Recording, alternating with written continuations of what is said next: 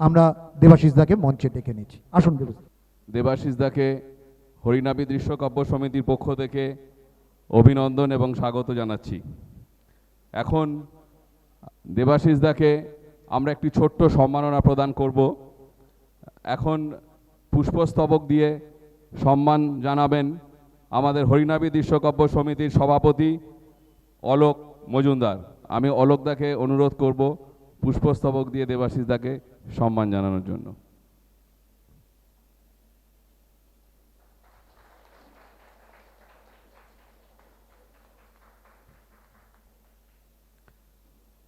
উত্তরীয় পরিয়ে দেবাশিস দাকে সম্মান জানাবেন আমাদের হরিনাভি দৃশ্যকাব্য সমিতির সদস্য এবং অন্যতম উপদেষ্টা অশোক সেন। আমি অশোক দাকে অনুরোধ করব উত্তরীয় পরিয়ে দেবাশিস দাকে সম্মান জানানোর জন্য।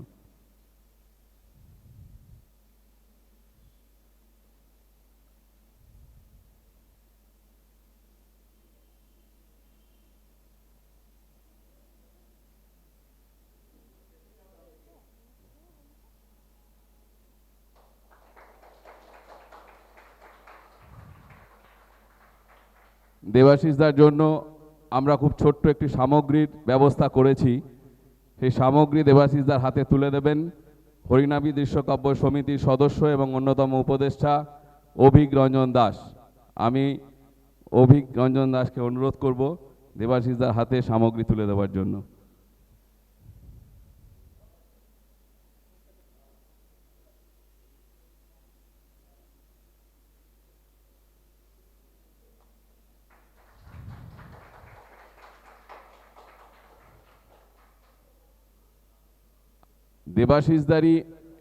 দেবাশিস দার প্রতিকৃতি দেবাশিস দার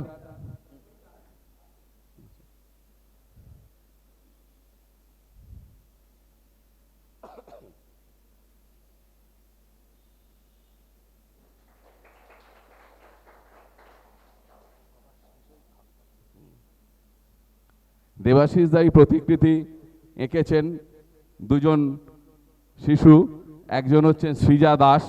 আমি সৃজাকে অনুরোধ করব দেবাশিস দার হাতে দেবাশিস দার প্রতিকৃতি তুলে দেওয়ার জন্য।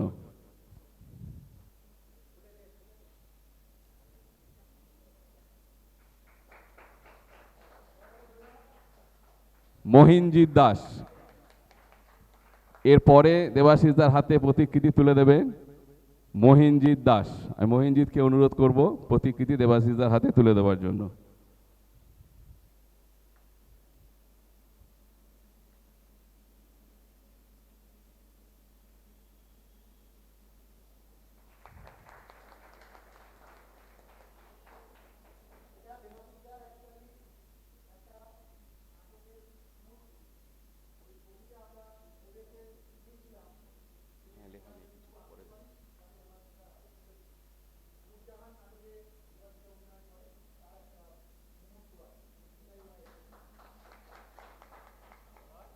আমরা আজকের যে মূল অনুষ্ঠান, সেই মূল অনুষ্ঠানে আমরা আস্তে প্রবেশ করব। এখন আমাদের আজকের যে মূল অনুষ্ঠান সেমিনার, শিক্ষার থিয়েটার অথবা থিয়েটারের শিক্ষা, এই বিষয়ক যে সেমিনার, সেই সেমিনার শুরু করার জন্য আমি দেবাশিস দাকে অনুরোধ করব।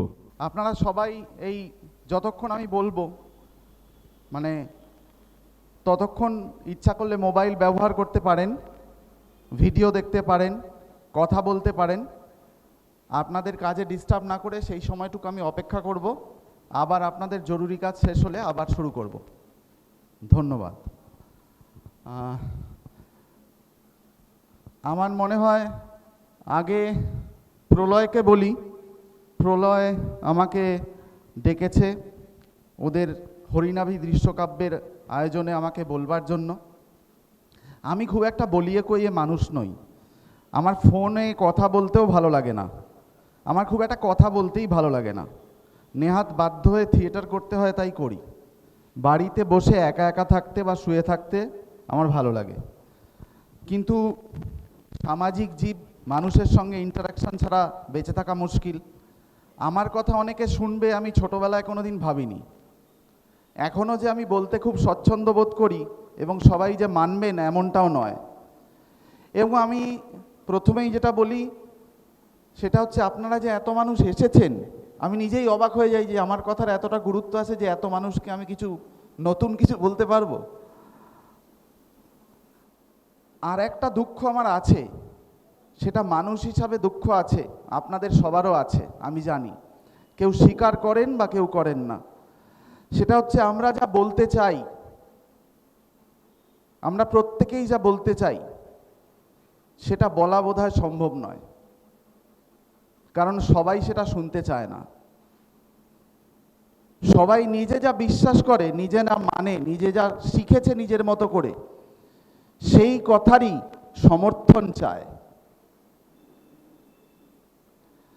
যে কথা আপনার বাবাকে জোর গলায় বলতে ইচ্ছা করছে বিরুদ্ধে গিয়ে, আপনি বলতে পারবেন না। স্ত্রীকে বলতে ইচ্ছা করছে বিরুদ্ধে গিয়ে বলতে পারবেন না। সন্তানকে বলতে ইচ্ছা করছে গিয়ে বলতে পারবেন না। বন্ধুকে বলতে ইচ্ছা করছে, পারবেন না। সহকর্মীকে বলতে ইচ্ছা করছে, পারবেন না। আমাদের সমাজ, আমাদের সামাজিক শিক্ষার অঙ্গ করে দিয়েছে ভদ্রতা। অনেক রেখে ঢেকে, জীবনের অনেক দুঃখ কষ্ট লুকিয়ে, জীবনের প্রচুর অভিমান লুকিয়ে আমরা বেঁচে থাকি, প্রত্যেকেই থাকেন। তার ফলে আমার মেয়ে, আজকে দুদিন আগে ওর সঙ্গে আমার দেখা হয়েছিল, তারপর থেকেও বাইরে কাজ করতে বাইরে রয়েছে। যাওয়ার সময় আমার বলে দিয়েছে, এমন কিছু বলিস না যাতে আবার সেই নিয়ে কন্ট্রোভার্সি তৈরি হয়, তোকে গালাগাল দেয়। তা আমি জানি, আমি যা বিশ্বাস করি আমি কোনোদিনই তা বলে উঠতে পারবো না। কাছাকাছি যাওয়ার চেষ্টা করি মাত্র, প্রত্যেকেই তাই।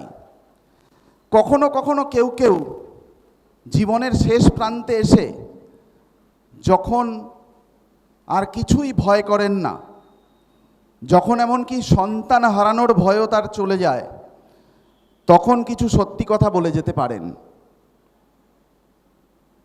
তাছাড়া সত্যি কথা বলা মুশকিল। সত্যির কাছাকাছি কিছু কথা আমরা বলতে পারি মাত্র। তার ফলে আমি আশা করি না যে আমি এখন যা বলবো তাই নিয়ে আপনারা সহমত হবেন, কারণ আমি তো আমার বিশ্বাসের কথা বলবো বা আমার এখনকার ভাবনার কথা বলবো। এমনকি আমি নিজে 5 বছর আগে যা বলতাম, আমি এখন তাই বিশ্বাস করি না। এবং আমি জানি না আজকে যেটা আমি ধ্রুব সত্য হিসেবে ভাবছি, 5 বছর বাদে সেটাই আমার কাছে, নিজের কাছে সত্যি থাকবে কিনা। তার ফলে এটা আমার এই মুহূর্তের, এই পরিপ্রেক্ষিতের কিছু কথা হবে, যেগুলো আপনি মানতে পারেন, নাও মানতে পারেন। আমি যেমন আপনার কথা, আপনার বক্তব্য শুনবো এবং সম্মান দেব। আমি সম্মান চাইছি না, সমর্থনও চাইছি না, কিন্তু আমি শান্তি চাইছি। এবং আমাদের পৃথিবীর যত গণ্ডগোল, আমরা পরস্পরের কথা মানতে পারি না বলে। ও ভুল কথা বলছে, আমি ভুল কথা বলছি, অথচ আমরা কেউ কোনোদিন রাস্তায় একই ধরনের জামা কাপড় পরে বেরোইনি। আমাদের চুলের বাহারও এক নয়, আমরা একই চশমা পরি না, একই খাবার খাই না।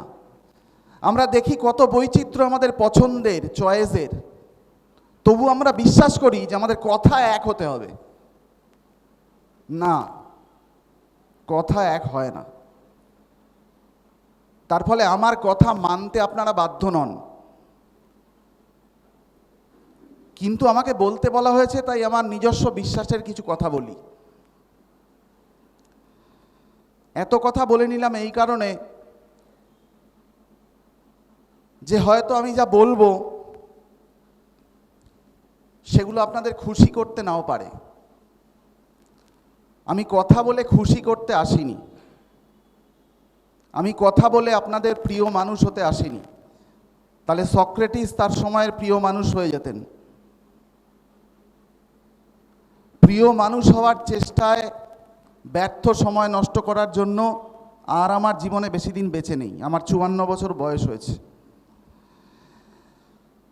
শুরু করি থিয়েটারের শিক্ষা বা শিক্ষার থিয়েটার, এই যে বিষয়, এটা আমি ওকে বলেছি কারণ প্রলয় আমাকে বলেছিল অনেক বাচ্চারা শুনবে, তাদের গার্জিয়ানরা শুনবে, কিন্তু আমি দেখছি এখানে আমার প্রচুর সিনিয়র দাদা রয়েছেন, বন্ধু রয়েছেন, থিয়েটারের মানুষেরা রয়েছেন, যাদের কাজ দেখে আমি হয়তো শিখেছি। সংগ্রামজিদ্দার পেছন পেছন ঘুরতাম, সংগ্রামজিদ্দা আমাকে প্রায় প্রুত্ত স্নেহ করতেন, প্রদীপদা জানেন। আমি অনেকের লেখা পড়ি নিয়মিত, তাদের থেকে শিখি, অতীন্দ্র তার মধ্যে বসে আছে। আমি জানি ব্লু স্কাই থিয়েটারের সুব্রতদা রয়েছে, তার সঙ্গে আমার কতদিনের আলাপ, অনেক দিন পরে আজকে রিনিউ হলো। আমি এই সোনারপুর এখানে আপনাদের সবার সামনে যে কথা বলতে পেরেছি আমি ধন্য। আমি একে একে বলি, সেটা হচ্ছে যে এইমাত্র যে বাচ্চাদের থিয়েটারটা হলো, ওরা কিন্তু অসাধারণ একটা পারফরমেন্স করলো, নিখুঁত প্রায়, এত কনফিডেন্ট, এমনকি অনেক কলকাতার দলেও প্র্যাকটিসড অভিনেতারা থাকেন না, এত নিখুঁত। কিন্তু এটা বড়দের থিয়েটার, ছোটদের নয়।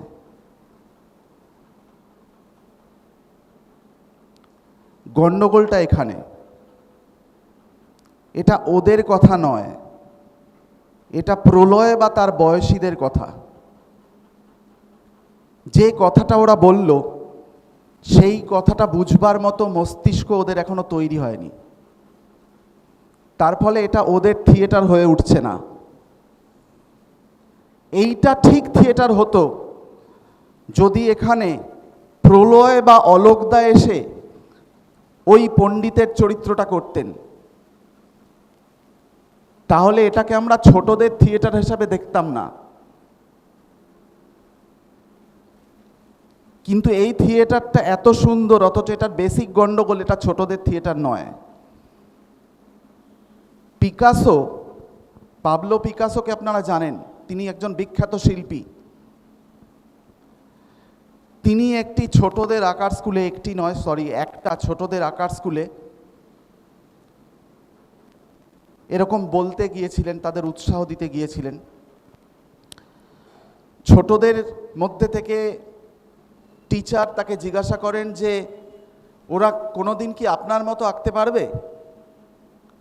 যদি আপনার মতো আঁকা ওরা শিখতে চায় তাহলে ওরা কি করবে আপনি যদি বলেন।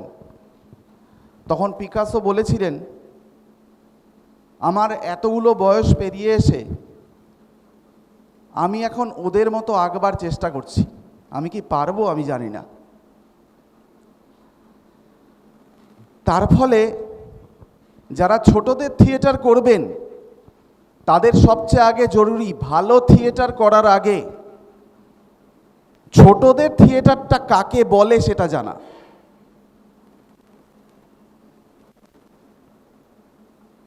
অ্যাকচুয়ালি থিয়েটার বা একটা আর্ট কাকে বলে সেটা জানা।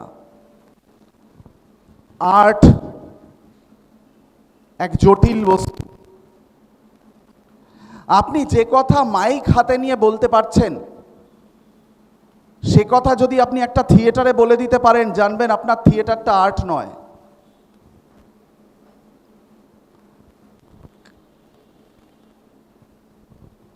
কিছু বলবেন বা কাউকে খুঁজছেন কি? কিছু বলবেন দাদা?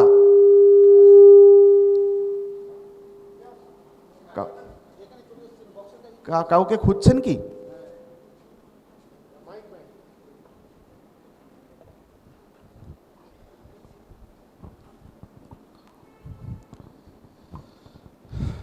মনে রাখুন, যে কথা একটা মানুষ বলে বুঝাতে পারছে না, মুখে বলে বুঝাতে পারছে না, সেটাই আর্ট হয়ে বেরোয়। যদি গানে সেই কথাটা বেরোয়, অন্য আর কোনো মিডিয়ামে সেটা বলা না যায়, শুধু গান দিয়েই বলা যাচ্ছে, তাহলেই সেটা গান, তাহলেই সেটা আর্ট। যদি থিয়েটারে একটা কথা কমিউনিকেট করার চেষ্টা হলো, সেটা যদি নাচে বলা যায়, তাহলে জানবেন ওটা থিয়েটার হয়নি। কারণ যে কথাটা থিয়েটারে বলা যায় সেটা থিয়েটারেই বলা যায় শুধু। যে ছবি আঁকা হয় সে ছবি লেখা যায় না। একটা আঁকা আঁকাই, সেটাই আর্ট। প্রকৃত আর্টের কখনো বিকল্প হয় না। তাহলে বলবেন যে এই যে আমরা একটা বিষয় নিয়ে থিয়েটার করি, গান করি, সিনেমা করি, একটা বিষয় দেওয়া হয়, সেটা কি আর্ট নয়? সেটা কালচার। সেটা একটা প্রতিষ্ঠিত আর্টকে ইনস্ট্রুমেন্ট হিসেবে ব্যবহার করা হচ্ছে। আর্টের স্ট্রাকচারটাকে নিয়ে মানুষকে কমিউনিকেট করার চেষ্টা হচ্ছে। আর্ট অ্যান্ড কালচারের পার্থক্য কি তাহলে? আর্ট অ্যান্ড কালচার এক জিনিস নয়। কালচার হচ্ছে সংস্কৃতি। দেখুন, কথাটার মধ্যে সংস্কার কথাটা লুকিয়ে আছে। আর আর্ট হচ্ছে শিল্প।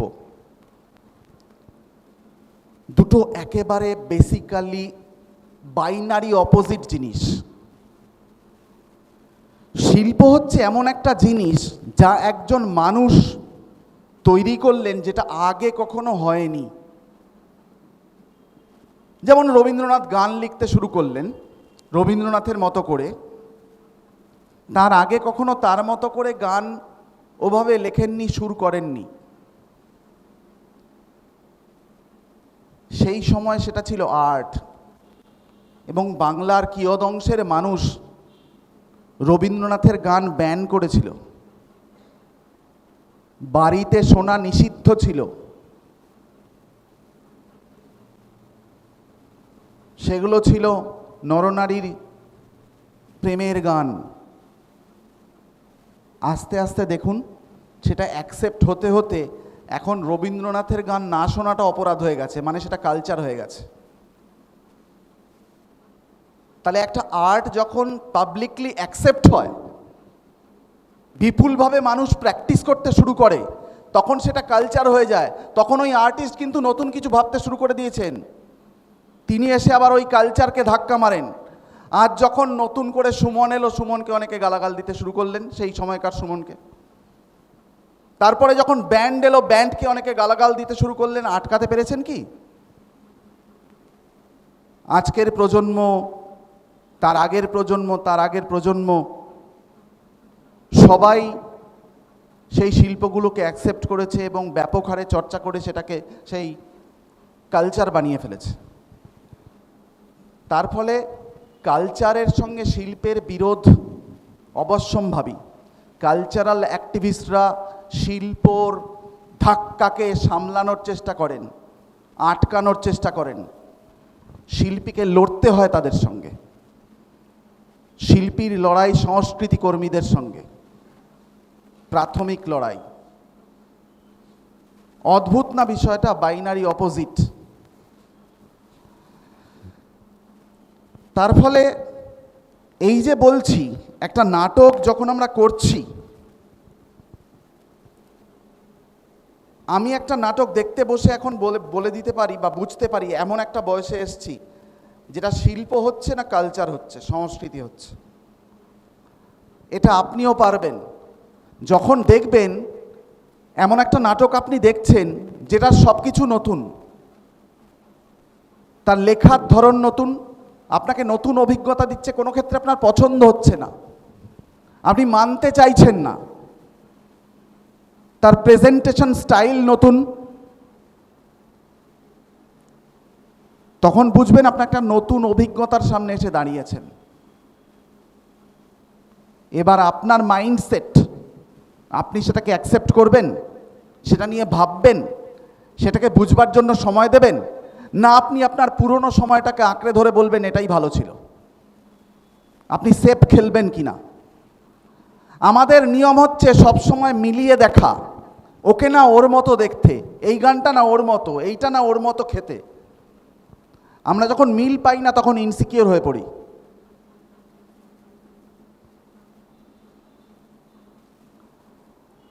তার ফলে আমি যখন একটা থিয়েটার করছি, সেই থিয়েটারটা শিল্প যদি করতে হয় আমার নিজস্ব হওয়া উচিত, একেবারে নিজস্ব কথা, যেটা গান নয়, যেটা বক্তৃতা নয়, যেটা নাচ নয়, যেটা সিনেমা নয়, সেটা শুধুমাত্র থিয়েটার। অন্যান্য আর্টগুলোর ক্ষেত্রেও একই। আমি যদি গায়ক হই, আমারটা গান, সেই গানটা কখনো থিয়েটার নয়, সিনেমা নয়, পেন্টিং নয়, কবিতা নয়, ওটা শুধুমাত্র গান। তেমন সব আর্টগুলোর ক্ষেত্রে। এবার বলি এইটা হবে কি করে? দেখছেন আজকে সমাজে আমি আর্ট প্র্যাকটিস করব নাকি কালচারাল অ্যাক্টিভিটি প্র্যাকটিস করব? দেখুন, বেসিক্যালি রবীন্দ্রনাথের কথা বলি। রবীন্দ্রনাথ এমন একজন নাটককার, এমন একজন প্র্যাকটিশনার, যার নাটক মানুষের অনেক গভীর অনুভূতি, গভীর ভাবাবেগ, জটিল মনস্তত্ত্ব নিয়ে কালচার করেছে, নাড়াচাড়া করেছেন। আপনি সেখানে সরাসরি সাধারণ মানুষের রাজনীতি, সাধারণ মানুষের খাওয়া পড়ার সমস্যা খুব কম নাটকে খুঁজে পাবেন। সাধারণ মানুষের বেসিক যে সমস্যা খুঁজে পাবেন। শিল্পের এই যে গভীর সত্তা, এটা অ্যাকচুয়ালি আর্টিস্টিক লাক্সারি বলে এটাকে। এটাকে বিলাস বলে অনেকে। আমি যখন প্রতিদিনের খাবার জোগাড় করতে পারবো না, তখন আমার প্রেমের অনুভূতি ম্লান হয়ে থাকবে, অভিমান কমে যাবে, বিরহে বিচ্ছেদে আমি অতটা কাতর হব না যতটা কাতর আমাকে খাবার নেই সেটা দেবে। আমার পেট ভর্তি, আমার মাথায় ছাদ আছে, আমি ভিজছি না রাস্তায় দাঁড়িয়ে, আমি একটা সঠিক জামা কাপড় পরতে পারছি, তখন আমি মানুষের জীবনের জটিল গভীর ভাবাবেগ মনস্তত্ত্ব নিয়ে ভাবব। এটা বিলাস নয়। আমরা বোধহয় এমন একটা সময় এসে দাঁড়িয়েছি, আমাদের বোঝা উচিত যে এই বিলাসিতার শিক্ষা, মানব মনের এই গভীর, এই অন্তর্সত্ত্বার শিক্ষা স্কুল থেকে শুরু করা উচিত। আজ এত বড় বড় ঘটনা ঘটে যাচ্ছে। আরজি করে দেরাদুনে রেলের মধ্যে একটা মেয়ে রেপ হয়েছে 2-4 দিন আগে, রেল চলন্ত ট্রেনে। সারা পৃথিবী জুড়ে হচ্ছে, কারণ আমাদের ভ্যালু প্র্যাকটিস নেই, মরাল ভ্যালুর প্র্যাকটিস নেই। এই যে থিয়েটারের শিক্ষা বলি, কেন থিয়েটারের শিক্ষা কিভাবে জরুরি সেটাতে আসার আগে বলি যে এমনটা কি হয় যে কাজের যে ভাগ, খাবার বানানো কেন শুধু মেয়েরা করবে? ছেলেরা রান্না জানবে না কেন? এটা কার দায়িত্ব? স্কুলে শেখানো উচিত। নিজের খাবার বানানো শেখা স্কুলে করা উচিত। তুমি রান্না করতে শেখো, এটা স্কুলের কাজ, স্কুলের সিলেবাসে ঢোকানো উচিত। সাইকেল চালাতে শেখো, রিক্সা চালাতে শেখো, ভ্যান চালাতে শেখো, গাড়ি চালাতে শেখো, স্কুলে শেখানো উচিত। কারণ আজকে ট্রান্সপোর্ট তোমাকে জানতে হবে। মানুষকে সম্মান করো, শ্রদ্ধা করো, স্নেহ করো, ভালোবাসো, স্কুলে শেখানো উচিত। তোমাকে রোজগার করতে হবে যে কোনো উপায়ে, স্কুলে শেখানো উচিত। প্রতিটি মানুষের, শুধু ছেলেরা রোজগার করবে মেয়েরা করবে না, যদিও এখন এমন নেই, কিন্তু তবুও তো আছে। প্রত্যেকের স্বাধীন রোজগারের ক্ষমতা তৈরি করার চেষ্টা স্কুল থেকে শুরু হওয়া উচিত।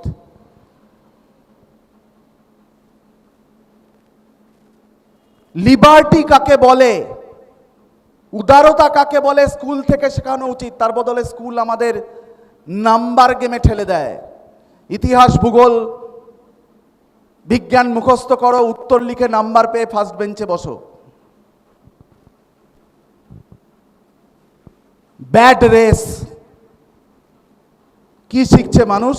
এটা শিক্ষা? নাম্বার পাওয়া শিক্ষা? অন্যর থেকে আমি ভালো এগিয়ে থাকি তাই শিক্ষা? একটা হাসপাতালের আইসিইউতে কোন রোগীরা থাকে? যারা মুমূর্ষু, সবচেয়ে বেশি যাদের ড্যামেজ, যাদের জীবন সংশয়, তারা হাসপাতালের সবচেয়ে বেশি স্পেশাল কেয়ারের জায়গায় থাকে। তার থেকে একটু ভালো কেবিনে থাকে, তার থেকে আর একটু ভালো সুস্থ রুগী 2-4 দিনে সেরে যাবে, জেনারেল বেডে থাকে। অথচ স্কুলে দেখুন, যে সবচেয়ে কম পারে, যার পড়াশোনা করতে ততটা ভালো লাগে না, যার বুঝতে অসুবিধা হয়, তাকে লাস্ট বেঞ্চে ঠেলে দেওয়া হয়। তাকে ফার্স্ট বেঞ্চে আনুন, সমাজ বদলান। যারা পারে না, যারা ভালো লাগে না যাদের, তাদেরকে এগিয়ে এনে শেখানোই শিক্ষকের কাজ। নাম্বার দিয়ে বলা তুমি ভালো ছেলে নও, এটা শিক্ষকের কাজ নয়।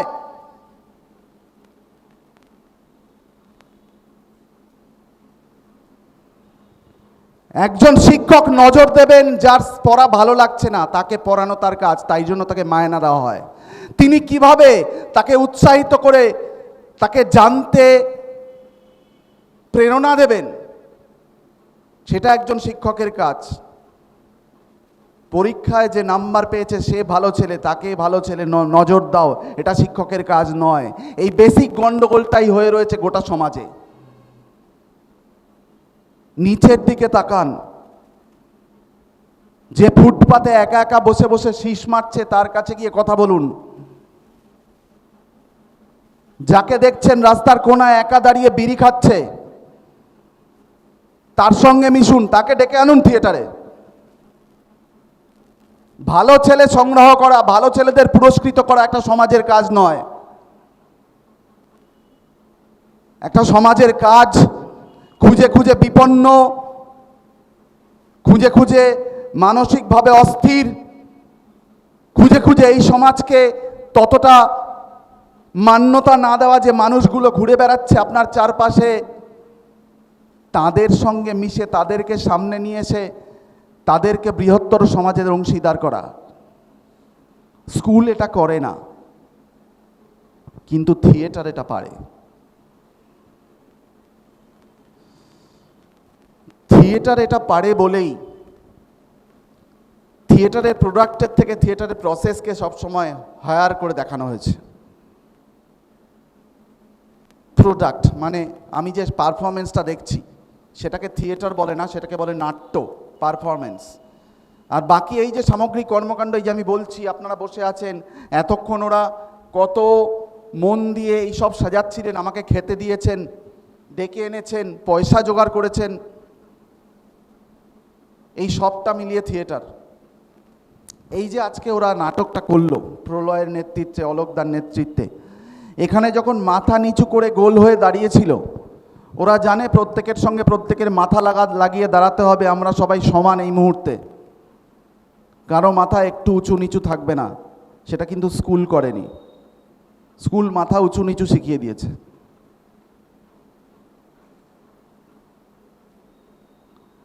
এই যে আজকে ওরা যখন খাবে, ওরা কিন্তু বাড়ি থেকে আলাদা আলাদা টিফিন নিয়ে স্কুলে যায়নি।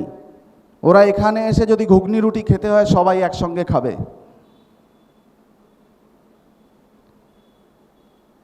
ওদের কারো নাম্বার তুলে প্রমাণ করতে হবে না আমি সবটা ভালো, আমার মেমোরি ভালো, আমি পড়েছি। তাহলে রবীন্দ্রনাথ তার ছেলেবেলা প্রবন্ধের প্রতিটা ছত্রে ছত্রে স্কুলের প্রতি এত বিরাগ পোষণ করতেন না। যা কিছু রবীন্দ্রনাথকে শেখানোর চেষ্টা হয়েছে সেখানেই তিনি প্রতিবাদী হিসেবে দাঁড়িয়ে পড়েছেন। গান শেখাতে গেছে, ভালো লাগেনি, অথচ রবীন্দ্রনাথ আজকের বাংলা গানের আসনে সর্বশ্রেষ্ঠ। কুস্তি শেখাতে গেছে, ওকে ছোটবেলায় ভালো লাগেনি, ছেড়ে দিয়েছে। স্কুলে ভর্তি হয়েছে 2-3 বার, লাস্ট সেন্ট জেভিয়ার্সে।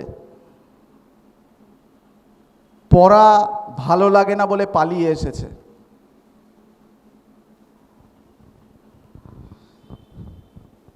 থিয়েটার করেছে,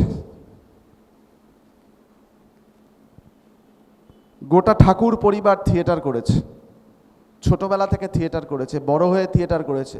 70 বছর বয়সে যুবকের ভূমিকায় অভিনয় করেছে। তারপরে বন্ধুদের বলেছে, কেমন লাগলো রে আমাকে, মানিয়েছে। আমাদের থিয়েটারে আমরা প্রত্যেক সময় প্রত্যেকটা মানুষের যখন কানেক্টেড হচ্ছি, আমাদের প্রচুর দায়িত্ব রয়েছে, অনেক অনেক দায়িত্ব। সেই দায়িত্বটা শুধু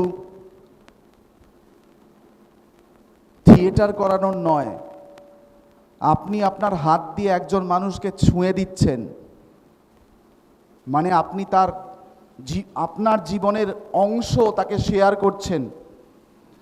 সে আপনার জীবনের অংশ নিজের শরীরের মধ্যে ঢুকিয়ে বড় হতে শিখছে, তাকে ভাবতে শেখাচ্ছেন, তাকে বৃহত্তর সমাজের অংশের একজন করে বেড়ে উঠতে শেখাচ্ছেন, তাকে ভাগ করে খেতে শেখাচ্ছেন, তাকে বিপদে পড়ে পার্ট ভুলে গিয়ে আরেকজনের উপর নির্ভরশীল হতে শেখাচ্ছেন। তাকে এমনটাই শেখান, তার মা বাবা এসে শুধু তার জন্য হাততালি দিচ্ছে না, তার ফটো তুলছে না, তার সঙ্গে আরও 10 জন যারা অভিনয় করেছেন তাদেরকে জড়িয়ে ধরে বলছে, খুব ভালো করেছিস। তাদের সবার জন্য হাততালি দিচ্ছে। তাহলে বেসিক যে জায়গাটা আমার মনে হয়,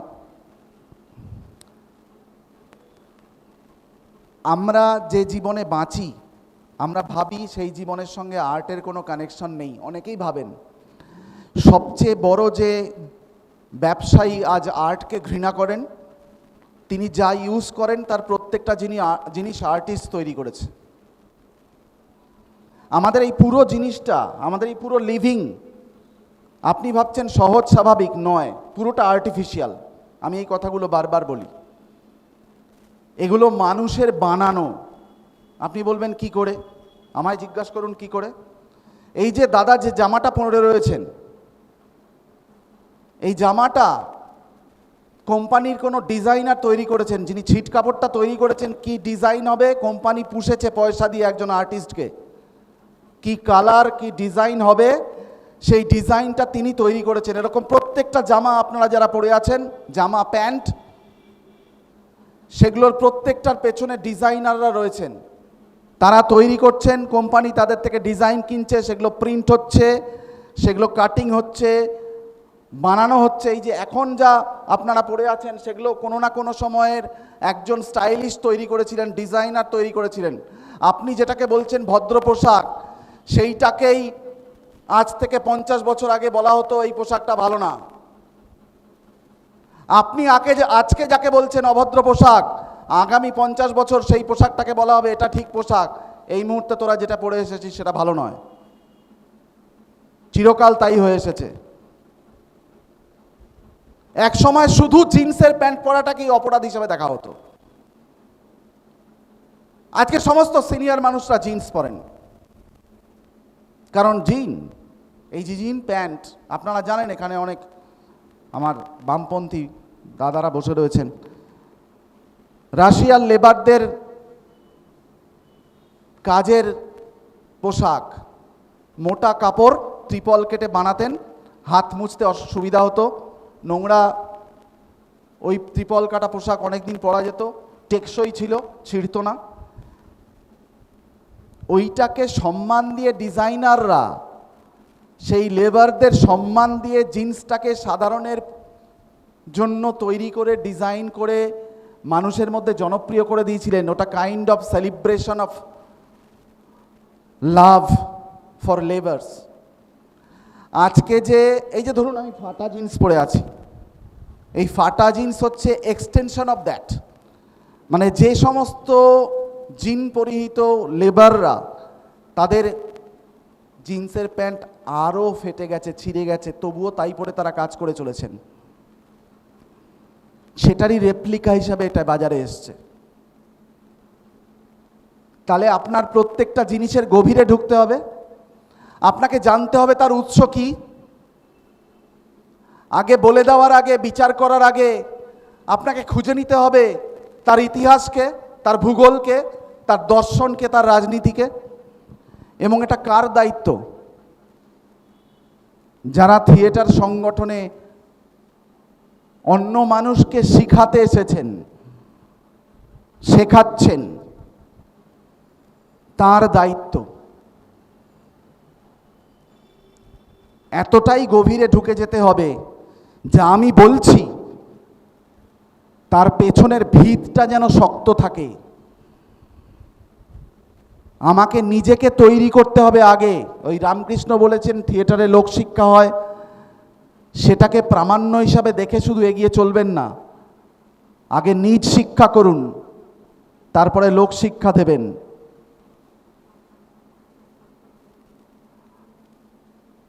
এই যে সেকেন্ড পর্বে আমি আসছি, আবার আমি 5 মিনিটের জন্য একটা বিরতি নিচ্ছি, আপনাদেরও একটা বিরতি দরকার। চা খান, একটু গল্প করুন, আবার 5 মিনিট পর আমি সেকেন্ড পর্বে আরেকটা লটের কথা নিয়ে আবার আসছি। সবাইকে এত মনোযোগ দিয়ে আমার এই বাজে কথা শোনার জন্য অসংখ্য ধন্যবাদ। 5 মিনিট পর আবার আসছি।